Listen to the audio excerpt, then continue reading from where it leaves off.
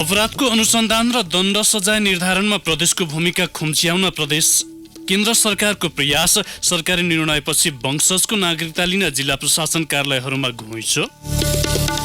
मूल्य मान्यता विपरीत कर्जा प्रवाह गर्दा सिभिल सेभिङ एन्ड कोअपरेटिभ लिमिटेडका बचतकर्ताको झण्डै 8 अर्ब रुपैयाँ जोखिममा।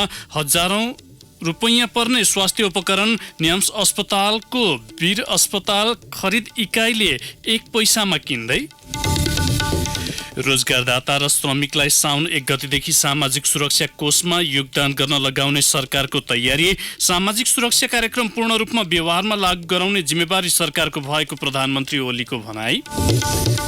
फानी नामक आँधीको प्रभाव मूल्याङ्कन गर्दै भारतको उडिसा राज्यका हजारौं सर्वसाधारणलाई सुरक्षित स्थानमा सारिँदै आँधीले नेपालको पूर्वी क्षेत्रमा समेत असर पार्न सक्ने मौसमविदहरूको प्रक्षेपण। र च्याम्पियन्स लिग फुटबल अन्तर्गत सेमिफाइनलको पहिलो लेगमा बार्सिलोना विजय, लिभरपुल 3-0 ले पराजित। नमस्कार, कान्तिपुर डायरीबाट सहकर्मी सुरज र म प्रकाश। समाचार अब विस्तारमा। केन्द्र सरकारले अपराधको अनुसन्धान र दण्ड सजाय निर्धारणमा प्रदेशको भूमिका खुम्च्याउने प्रयत्न थालेको छ। कैद सजाय हुने कुनै पनि विषयमा प्रदेशले कानून बनाउन नपाउने सङ्घको प्रस्ताव छ। सरकारले ल्याएको सङ्घ प्रदेश र स्थानीय तह बीचको अन्तर्सम्बन्धी विधेयकमा फौजदारी कसुरका रूपमा कायम हुने विषयलाई सङ्घ मातहत राखिएको छ। फौजदारी कसुरका रूपमा कायम गर्दै कैद सजाय व्यवस्था गर्ने विषयको कानून सङ्घ सरकारले मात्रै बनाउन पाउने भनिएको छ। त्यसो हुँदा प्रदेश कानून अनुसार कुनै पनि अपराध कार्यमा संलग्नलाई कैद, जरिवाना लगायतका सजाय तोक्न पाइने छैन। यसअघि ल्याइएको प्रदेश प्रहरी र शान्ति सुरक्षा सम्बन्धी अलग अलग विधेयकमा पनि शान्ति सुरक्षा स्थापना लगायतका अपराध अनुसन्धानमा प्रदेशको भूमिका कमजोर बनाइएको छ।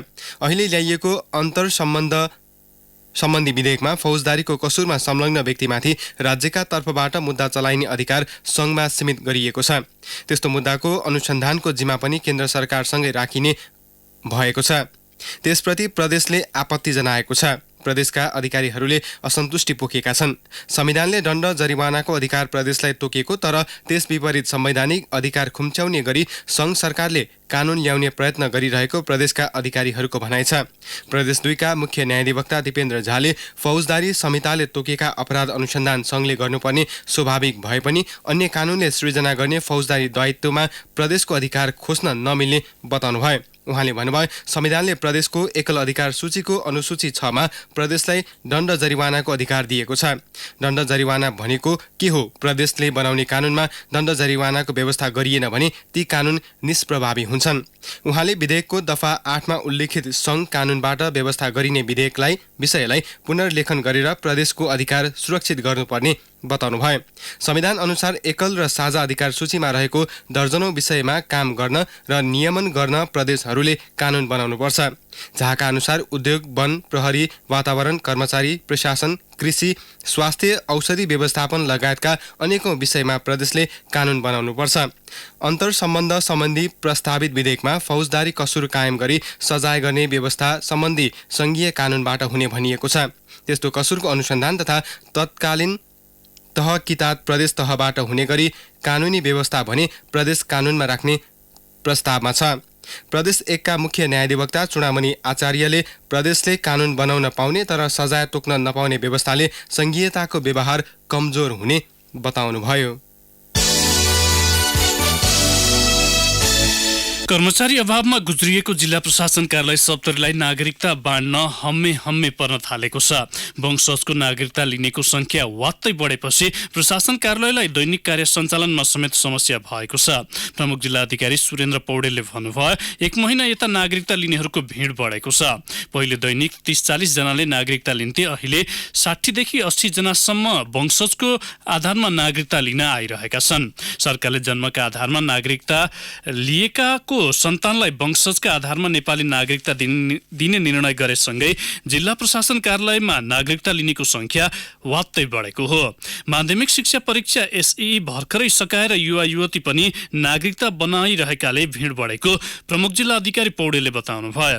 पछिल्लो समय वंशजको नागरिकता लिनेमा महिलाको संख्या पनि बढी छ। प्रदेश सरकारले महिलाहरूका लागि विभिन्न योजना ल्याएकाले उनीहरू पनि नागरिकता लिन प्रशासन कार्यालय पुग्ने गरेका छन्। जिल्ला प्रशासन कार्यालय सप्तरीमा सहसचिव स्तरका प्रमुख जिल्ला अधिकारी सहित कुल 33 जना कर्मचारीको दरबन्दी रहेको छ। यसैबीच जिल्ला प्रशासन कार्यालय पर्साबाट चैत्र 25 जेता हिजोसम्म 501 जनाले वंशजका आधारमा नागरिकता पाएका छन्। जन्मका आधारमा नेपाली नागरिकता लिएकाहरूका सन्तानलाई चैत्र 25 मा वंशजको नेपाली नागरिकता दिन थालिएको हो।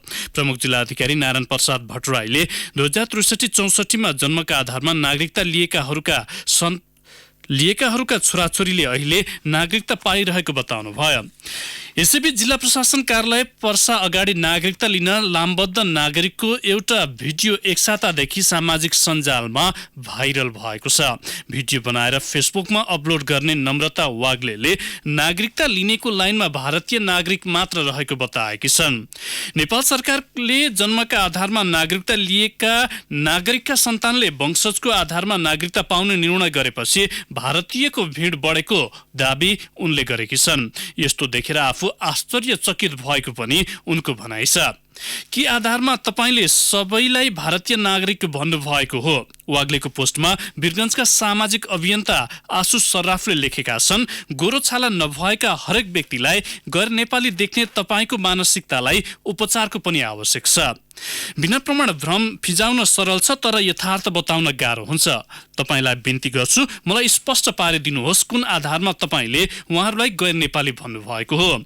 सर्राफको जिज्ञासामा वाग्लेले भने कुनै प्रतिक्रिया जनाएकी छैनन्। वाग्लेको भिडियोमा फोटोकपी पसलका साहुले कसैलाई नेपाली बोल्न आउँदैन न त लेख्न नै निषेध उनीहरू भारतीय नागरिक हुन् भन्दै प्रतिक्रिया दिएका छन्। सहकारी तथा वित्तीय संस्थाको मूल्य मान्यता विपरीत कर्जा प्रवाह गर्दा civil saving and cooperative limited वित्तीय जोखिममा परेको छ। सञ्चालकहरूको स्वार्थका कारण बचतकर्ताको झण्डै 8 अर्ब रुपैयाँ जोखिममा परेको हो। सहकारी विभागले कान्तिपुरलाई उपलब्ध गराएको वित्तीय विवरणमा भनिएको छ, सिभिल सेभिङ एन्ड कोअपरेटिभ लिमिटेडले 8 अर्ब 35 करोड रुपैयाँ कर्जा प्रवाह गरेको छ। सिभिल समूहका 3वटा कम्पनीलाई मात्र कुल 7 अर्ब 42 करोड 73 लाख रुपैयाँ दिएको छ। यो कुल कर्जाको 88.93% हुन आउँछ। विवरण अनुसार उसले सिभिल होम्सलाई 7 अर्ब 1 करोड 37 लाख रुपैयाँ कर्जा प्रवाह गरेको छ, जुन समग्र कर्जाको उत्पादनको 83.98% हुन्छ। सिभिल सेभिङ एन्ड कोअपरेटिभ लिमिटेडले आफ्नै समूहको सिभिल अपार्टमेन्टलाई 34 करोड 67 लाख रुपैयाँ र त्यही समूहको सिभिल स्टेटलाई 6 करोड 68 लाख रुपैयाँ कर्जा दिएको छ। धितोबाट कर्जा उठाउने सम्भावना अत्यन्त कम छ। सहकारी विभागले सहकारी सङ्घ संस्था दर्ता, सञ्चालन, लेखा परीक्षण, अनुगमन तथा नियमन सम्बन्धी मापदण्ड 2068 जारी गरेको छ। कुनै पनि सदस्यलाई कुल पुँजी कोषको 10% बढी ऋण दिन मिल्दैन। सहकारीले भने मापदण्ड मिचेर एउटै समूहलाई करिब 90% सम्म ऋण दिएको हो। सहकारीको वार्षिक प्रतिवेदन अनुसार कुल पुँजी 31 करोड 24 लाख रुपैयाँ छ। उसले सदस्यहरूलाई उठाएको सबैजसो रकम एउटै समूहको कम्पनीलाई कर्जा दिएको हो। सहकारी विभाग स्रोतले भन्यो, 10% भन्दा बढी रकम दिन नमिल्ने अवस्थामा सबैलाई लगानी एकै ठाउँमा खन्याइएको छ। सुरक्षणका रूपमा राखिएको जग्गाको ऋण धान्न नसक्ने कागजातबाट देखिन्छ। कर्जा बापत विभिन्न सिभिल होम्सले काठमाडौँ महानगरपालिका 11 सुन्धारामा रहेको किता नम्बर 2425 को करिब 6 रोपनी जग्गा धितो राखेको छ। उसले त्यसमा निर्मित संयुक्त लग्जरी आवास मात्रै धितो राखेको छ। जग्गाको अधिकतम मूल्याङ्कन 19 करोड 35 लाख रुपैयाँ रहेको जिल्ला अदालतमा सहकारीले पेश गरेको लिखित जवाफमा उल्लेख गरिएको छ। स्रोतले भन्यो, त्यसलाई समेत फुकुवा राखेर अन्यत्रबाट ऋण लिन चलखेल भइरहेको छ। सिभिल होम्सले सो जग्गा 84 करोड 18 लाख रुपैयाँमा मूल्याङ्कन गरी देखाएको छ। सिभिल होम्सको लेखा परीक्षण प्रतिवेदन अनुसार उसले विभिन्न ग्राहकसँग अपार्टमेन्ट दिने भनेर समेत बैना रकम लिएको छ, जसले गर्दा उसलाई थप जोखिम पारेको छ। सिभिल होम्स एन्ड कोअपरेटिभ लिमिटेडले कानुन अनुसार कर्जा प्रवाह गरेको दावी गरेको छ। सहकारीका अध्यक्ष केशवलाल श्रेष्ठले पठाएको लिखित जवाफमा साधारण सभाले सञ्चालक समितिको निर्णय पारित गरेर वैधता दिइसकेकाले अन्यथा नहुने दावी गर्नुभयो। परापूर्वकालमा होइन, अहिले पनि 1 पैसामा सामान किन्न पाइन्छ। पत्याउनै नसकिने गरी वीर अस्पतालमा अक्सिजन सिलिन्डर ट्रली व्हीलचेयर, बिरामी सुताएर गुडाउन मिल्ने ट्रली लगायतका स्वास्थ्य उपकरण 1 पैसाको दरमा खरिद गरिरहेको छ। चिकित्सा विज्ञान राष्ट्रिय प्रतिष्ठान न्याम्स अन्तर्गतको वीर अस्पताल खरिद इकाइले हजारौं पर्ने स्वास्थ्य उपकरण 1 पैसामा खरिद गरेको हो। स्वास्थ्य क्षेत्रका संवेदनशील उपकरण 1 पैसामा खरिद हुनुले अस्पतालको स्वास्थ्य सेवाको गुणस्तरमै शंका उब्जिएको छ। पछिल्लो पटक अस्पतालले हिजो Shri Shrestha scientific traders suppliers फर्मको टेन्डर स्वीकृत गरेको हो। निवेदन दिने 4 फर्म मध्ये सबैभन्दा सस्तो मूल्यमा सामान दिने कबोलेकाले श्री श्रेष्ठको टेन्डर स्वीकृत भएको हो। अरूले 10,000 रुपैयाँसम्म तोकेका उपकरण को मूल्य सो फर्मले 1 पैसा मात्र उल्लेख गरेको छ। भण्डारी सर्जिकल हाउसले 5,800 रुपैयाँ तोकेको अक्सिजन सिलिन्डर ट्रली श्रेष्ठले 1 पैसामा दिने भएको हो। बजारमा सो उपकरणलाई 3,000 भन्दा बढी रुपैयाँ पर्छ। गुणस्तरीय व्हीलचेयरको बजार मूल्य अहिले 8 देखि 10,000 रुपैयाँसम्म रहेको छ। प्रतिस्पर्धामा उत्रेका अन्य फर्मले यो सामानको भाव यही हाराहारीमा तोकेका छन्। श्री श्रेष्ठले भने 1 पैसामै अस्पताललाई दिन तयार भएको हो। 10,000 बजार मूल्यको औषधि बोक्ने ट्रली पनि 1 पैसामा खरिद गरिँदैछ। लगभग 5,000 पर्ने एक्सरे हेर्ने उपकरण एक्सरे भ्यू बक्स, 6,000 पर्ने बिरामी सुताएर गुडाउन मिल्ने ट्रली पनि 1 पैसामा श्री श्रेष्ठले दिने भएको छ। अस्पतालले 17वटा स्वास्थ्य उपकरण 1 पैसाका दरले खरिद गरेको हो। श्री श्रेष्ठको 20,13,200 रुपैयाँको टेन्डर स्वीकृत भएको छ। सरकारले सामाजिक सुरक्षा कोषमा रोजगारदाता र श्रमिकले आउँदो साउन 1 गतेदेखि योगदान गर्न लगाउने भएको छ। श्रम रोजगार तथा सामाजिक सुरक्षा मन्त्रालयले स्थापना गरेको कोषमा सूचीकृत रोजगारदातामा कार्यरत श्रमिकले मात्रै योगदान गर्न पाउने व्यवस्था छ।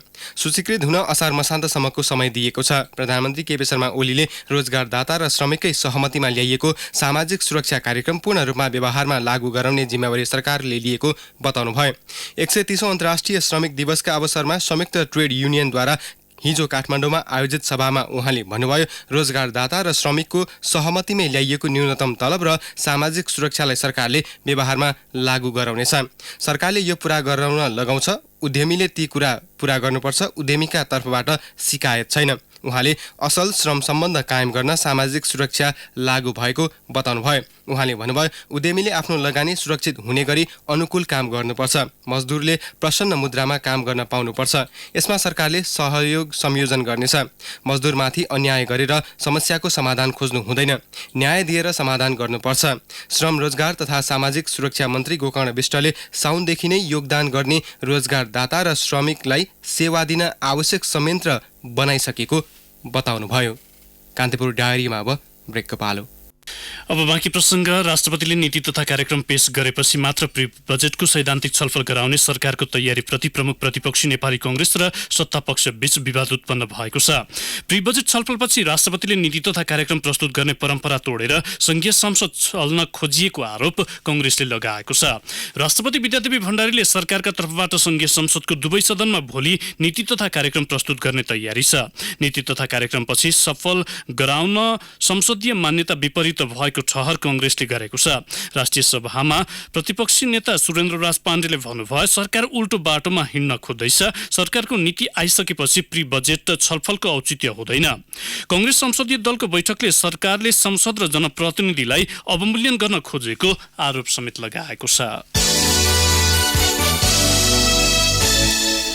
बंगालको खाडीको दक्षिण पूर्वी भागमा विकसित भएको शक्तिशाली चक्रवात फानीको असर नेपालसम्मै पर्न सक्ने मौसमविदहरूले प्रक्षेपण गरेका छन्।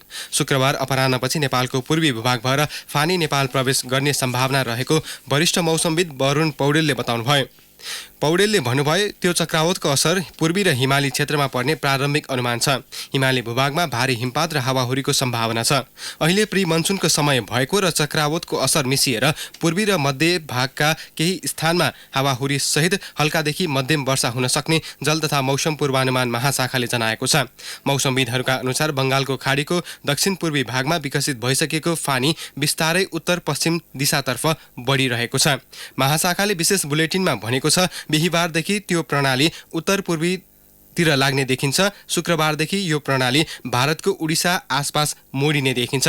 शुक्रबार अपराह्न अघिसम्म नेपालमा यसको प्रभाव खासै नपर्ने पौडेलले उल्लेख गर्नुभयो।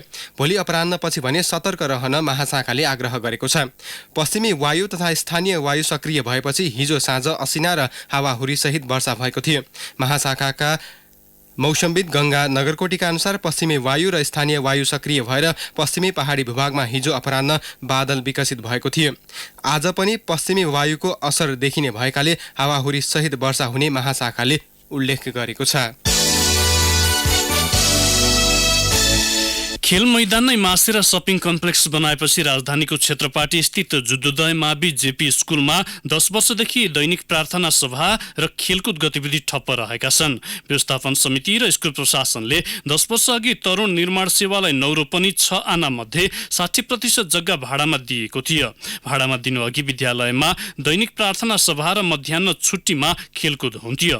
सो जग्गामा भवन बन्न थाले यता विद्यालयको प्रार्थना सभा र खेलकुद गतिविधि ठप्प बनेका हुन्। विद्यालय प्रशासनसँगको मिलेमतोमा ठेकेदारले स्कुलको जग्गामा सुविधा सम्पन्न व्यावहारिक भवन बनाई मासिक लाखौं रुपैयाँ कमाई गरिरहेका छन्। विद्यार्थी र विद्यालय भने संकटमा गुज्रिरहेको अभिभावकहरू बताउँछन्।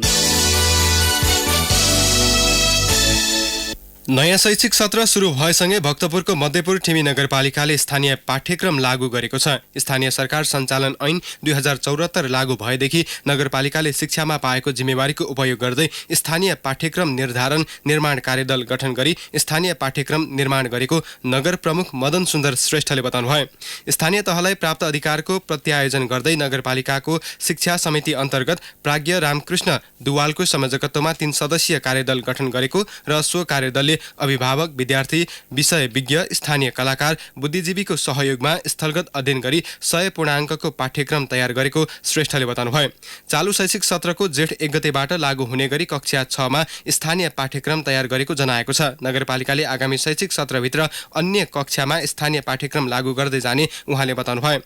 नगरपालिकाले मध्यपुर ठिमी मसिका भक्तपुर ठिमीको परिचय नामक पाठ्यपुस्तक तयार पारेको छ। नगरपालिकाले निर्माण गरेको पाठ्यपुस्तकमा मध्यपुर ठिमीको भौगोलिक अवस्थिति, प्राचीन बस्ती, नदीनाला, वनजङ्गल, जनसङ्ख्या, बसाई सराई, सहरीकरण, कला सम्पदा, स्थानीय मठ मन्दिर, पाटी पौवा, ढुङ्गेधारा, पोखरी, प्रचलित स्थानीय सरकार, संस्कार, संस्कृति, जात्रा पर्व, स्थानीय बोलीचाली र लिपि, परम्परागत पेसा, स्थानीय उपचार विधि लगायतको समेटिएको नगर प्रमुख श्रेष्ठले बताउनुभयो।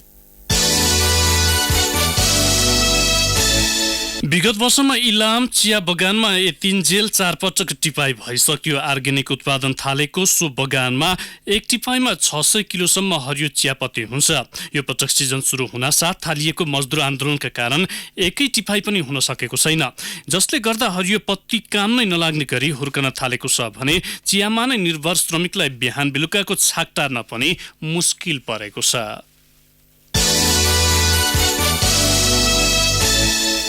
उपराष्ट्रपति नन्दबहादुर पुन हिजो नयाँ सरकारी निवासमा सर्नु भएको छ। पुन र उहाँको सचिवालय गैरीधारा स्थित सरकारी निवासबाट लैनचौर स्थित समाज कल्याण परिषदको भवनमा सरेको हो।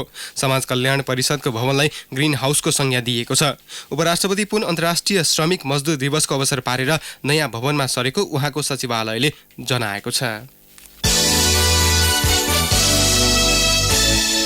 अब केही समाचार संक्षेपमा। नागरिक आन्दोलनका अगुवाहरूले गणतन्त्रको यात्रा सुरक्षित नभएको भन्दै राजनैतिक दलका नेताहरूलाई खबरदारी गरेका छन्। नेपाली कांग्रेसको युरोप स्थित 1 दर्जन बढी देशका जनसम्पर्क समितिका संस्थापक तथा वर्तमान र पूर्व अध्यक्षहरूले पार्टीलाई विवादमा पार्ने कदम नचाल्न नेताहरूलाई आग्रह गरेका छन्। हरेक वर्ष जस्तो यो वर्ष पनि हिजो विभिन्न औपचारिक कार्यक्रम गरेर श्रमिक दिवस मनाइयो। अन्तर्राष्ट्रिय श्रमिक दिवस मनाइरहँदा देशकै जेठो तथा मजदुर आन्दोलनको उद्गम स्थल मानिएको विराटनगर जुट मिल्स का 25 श्रमिकले 3 वर्षदेखि पारिश्रमिक नपाएको तर्फ भने कसैको ध्यान पुगेन। जंगली हात्तीबाट जोगिन, छेकिन वा लखेट्ने कार्यमा लागेर दीर्घकालीन समाधान ननिस्किने विज्ञहरूले बताएका छन्। हात्ती व्यवस्थापनको लागि कार्ययोजना तयार गर्न सौराहामा भएको छलफलमा सहभागीहरूले हात्तीको आनीबानी विशेषताबारे वन क्षेत्र वरपर बस्नेलाई पर्याप्त जानकारी दिनुपर्ने सुझाव राखे। चीनको 9 दिने भ्रमणमा रहनुभएकी राष्ट्रपति विद्यादेवी भण्डारी यात्रा छुट्याएर एक दिन अगाडि नै हिजो स्वदेश फर्कनु भएको छ। Belt and road initiatives BRI को दोस्रो अन्तर्राष्ट्रिय शिखर सम्मेलनका लागि अघिल्लो बुधबार राष्ट्रपति चीन जानु भएको थियो। स्थापनाको 2.5 दशकपछि राष्ट्र बैङ्कले नयाँ नेपाल स्टक एक्सचेन्ज नेप्सेमा रहेको आफ्नो सेयर बिक्री गर्ने प्रक्रिया थालेको छ। यसअघि पटक पटक नेप्सेमा रहेको सेयर बिक्री गर्ने चर्चा चले पनि त्यसले मूर्त रूप पाउन सकेको थिएन। एकगाग्री पानी थाप्न दिनभर लाइन बस्नुपर्ने पिर्ले सिन्धुपाल्चोकको इन्द्रावती गाउँपालिका 8 ज्यामिरे मानेकी दिवीमाया तामाङ दिक्क हुनु भएको छ। पानी भर्नका लागि बिहान 4 बजेदेखि बेलुकासम्म समय मिलाएर जानुपर्ने उहाँको दैनिकी आधा दिनसम्म त्यही पानीका लागि बित्ने गरेको छ। नेपाल आयल निगमले पुरानो मापदण्ड अनुसार सञ्चालन गरिएका पेट्रोल पम्प व्यवस्थित गर्न सकेको छैन। बाँकीको नेपालगञ्ज र कोहलपुरमा पुराना पेट्रोल पम्प निगमको मापदण्ड र शर्त अनुकूल छैन। निगमले पेट्रोलियम पदार्थ विक्रेता विनियमावली संशोधन गरेर आधुनिक प्रविधि सहितका सुरक्षित पम्प खोल्ने योजना अघि सारे पनि पुरानालाई व्यवस्थित गर्न नसकेको हो। र अन्तर्राष्ट्रिय श्रमिक दिवसका दिन हिजो पोखरामा पूर्व एमाले र पूर्व माओवादी केन्द्र निकट मजदुर संगठनले छुट्टा छुट्टै कार्यक्रम गरेका छन्। कान्तिपुर डायरीमा पुनः ब्रेकको पालो। अब आर्थिक प्रसङ्ग। नेपाल गुणस्तर परिषदले 9 वस्तुको गुणस्तर स्वीकृत गरेको छ।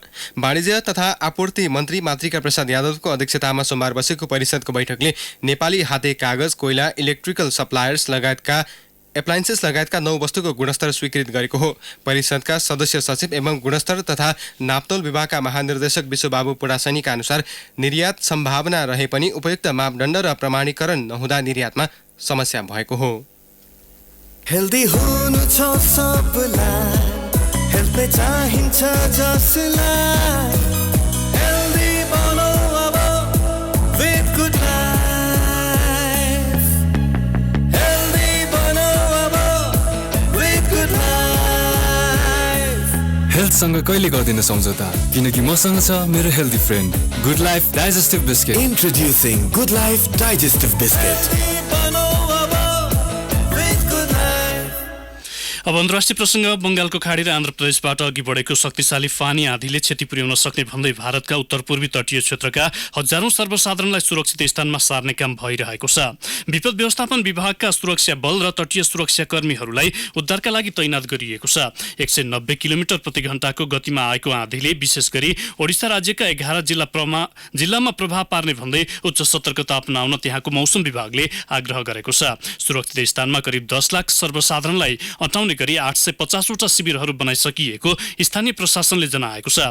आँधीका कारण पूर्वी तटीय क्षेत्रका 2 वटा बन्दरगाह पूर्ण रूपमा बन्द गरिएको छ भने तटीय क्षेत्रमा चल्ने 81 वटा रेल सेवा समेत रद्द भएको छ। अब खेल प्रसङ्ग। च्याम्पियन्स लिग फुटबल अन्तर्गत सेमिफाइनलको पहिलो लेगमा बार्सिलोनाले लिभरपुललाई 3-0ले हराएको छ। घरेलु मैदान नाउ क्याम्पमा भएको खेलमा शानदार जित निकाल्दै बार्साले फाइनल प्रवेशको सम्भावना बलियो बनाएको हो। बार्साको जितमा लियोनल मेसीले 2 तथा लुइस सुवारेजले 1 गोल गरे। खेलको 26औं मिनेटमा सुवारेजको गोलबाट अग्रता बनाएको बार्साका लागि मेसीले दुवै गोल दोस्रो हाफमा गरेका थिए। उनले 75 र 82 मिनेटमा गोल गर्दै टोलीको जित फराकिलो पारेका थिए। यसैबीच बार्सिलोनाका अर्जेन्टिनी स्ट्राइकर लियोनल मेसीको क्लबका लागि 600 गोल पूरा गरेका छन्। अब मौसम सम्बन्धी जानकारी। काठमाडौँ उपत्यका सहित मुलुकको पश्चिमी पूर्वी भूभाग लगायत मध्य पहाडी क्षेत्रमा सामान्य बदली रहने जल तथा मौसम पूर्वानुमान महाशाखाले जनाएको छ। पश्चिमी र पूर्वी तथा मध्य पहाडी भूभागका केही स्थानमा भने मेघ गर्जन सहित वर्षाको सम्भावना रहेको महाशाखाले जनाएको छ। केही बेर अघि 15.8 डिग्री सेल्सियस मापन गरिएको काठमाडौँ उपत्यकाको अधिकतम तापक्रम आज 33 डिग्रीसम्म पुग्नेछ। सूर्योदय बिहान 5 बजेर 24 मिनटमा भयो भने सूर्यास्त भरे साँझ 6 बजेर 38 मिनटमा हुनेछ। हवस् त, यिनै प्रसङ्गसहित कान्तिपुर डायरीको यो बुलेटिन यही सकिन्छ। सूरज र प्रकाश आज्ञा माग्छौँ। नमस्कार। सूचना र मनोरञ्जनको संवाहक रेडियो राष्ट्रको रेडियो कान्तिपुर।